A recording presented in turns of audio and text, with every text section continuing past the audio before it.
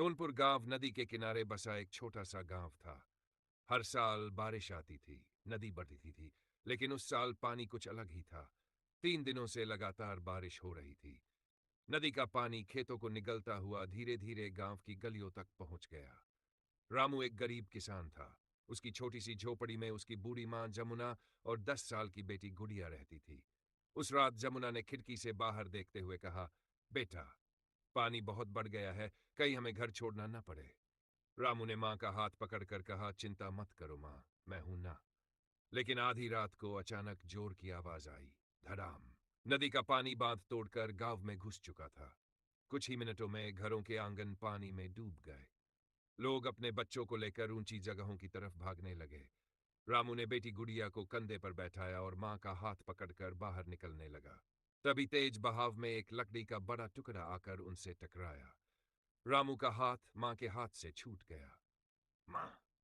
जमुना पानी में बहने लगी। रामू ने पूरी ताकत से उनका हाथ पकड़ लिया। जमुना कांपती आवाज में बोली, रामू, पहले गुड़िया को बचा ले। नहीं मां, मैं आपको छोड़कर नहीं जाऊंगा। जमुना ने अपनी आखिरी ताकत से रामू का हाथ हटाते हुए कहा, बेटा, मां को बचाने से बड़ा मां की बात मानना होता है। रामू चीखता रहा, लेकिन पानी का बहाव बहुत तेज था। जमुना उसकी आंखों के सामने अंधेरे पानी में खो गई। सुबह जब बारिश रुकी, पूरा गांव पानी में डूबा हुआ था। रामू एक ऊंची छत पर बैठा गुड़िया को सीने से लगाए रो रहा था। गुड़िया ने धीरे से पूछा, बाबा, दादी वापस कब आएंगी? रामू के पास कोई जवाब नहीं था।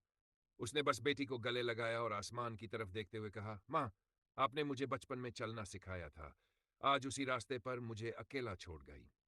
कुछ दिनों बाद पानी उतर गया। गांव फिर से बसने लगा। रामू ने अपनी मां की याद में घर के सामने एक छोटा सा पेड़ लगाया। हर सुबह वह उस पेड़ को पानी देता और गुड़िया से कहता, बेटी, इसे बड़ा करना, क्योंकि इसमें तुम्हारी दादी की यादें हैं। सालों बाद वही पेड़ बहुत बड़ा हो गया। जब भी बारिश होती, उसकी पत्तियां हवा में झूमतीं। गुड़िया पेड़ के नीचे बैठकर मुस्कुराती और कहती, दादी, आप गई नहीं थी, आप तो यहीं हैं।